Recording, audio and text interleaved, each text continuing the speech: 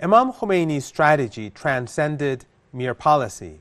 It was a comprehensive doctrine built upon foundational principles that would chart the struggle's course.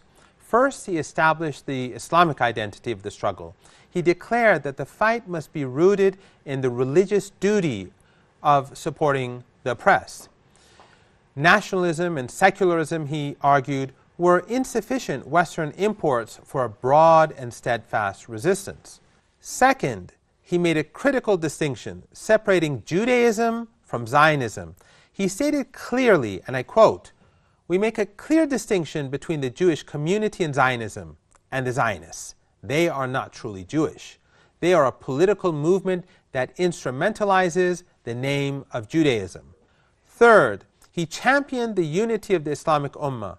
He identified division, promoted by the West and its proxies, as the Muslim world's primary weakness. A unified Ummah, he said, could eradicate the puppet state of Israel.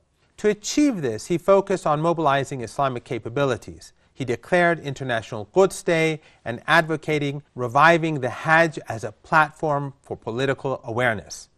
He repeatedly called for an Islamic oil embargo against the Zionist regime and its supporters.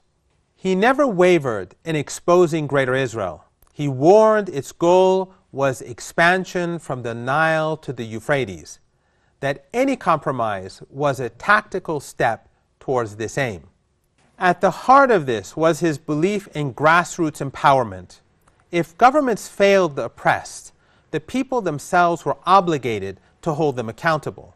After the revolution, Iran's foreign policy underwent a radical shift to include support for the global oppressed.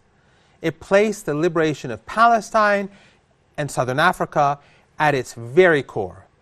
The commitment was both symbolic and concrete. Yasser Arafat was the first foreign dignitary to visit Iran.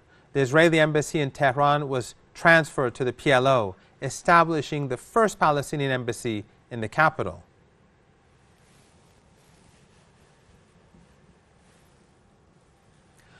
Iran officially recognized the PLO as the sole legitimate representative of the Palestinian people. And Imán Khomeini's declaration, "Today Iran, tomorrow Palestine," echoed throughout the region. But the Western-backed aggression against Iran in 1980 was a fire that tested this alliance.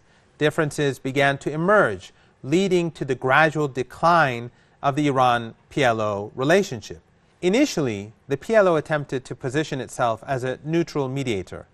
However, its efforts were perceived as biased, its credibility weakening as its leadership was seen as moving closer to the brutal aggressor Saddam Hussein.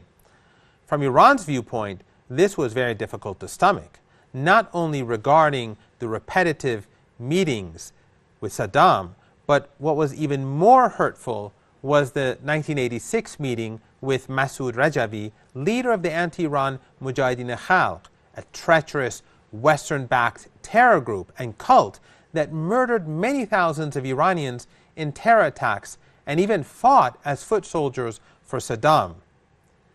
Despite this growing disappointment, Iran did not abandon the Palestinian people or the PLO. During the camp wars in Lebanon, Iran provided critical political and humanitarian support to the besieged Palestinian camps. This action solidified its ties with the different Palestinian factions. Later, even further damage to the relationship was caused by the PLO's strategic shift, publicly renouncing terrorism, a deeply politicized term, and accepting UN Security Council resolutions 242 and 338. The PLO implicitly recognized the apartheid state's right to exist. This signaled a pivot away from the armed struggle towards a diplomatic two-state solution, a path Iran has rejected as legitimizing occupation, ethnic cleansing, and apartheid, a path that Iran had no doubt would lead nowhere. In Iran's view, Yasser Arafat committed another mistake by deciding to frame the conflict as a solely Palestinian national issue. This decision set aside the crucial potential for both international and Islamic solidarity to liberate Jerusalem. a move that needlessly weakened the Palestinian resistance and weakened his own position on the road to compromise.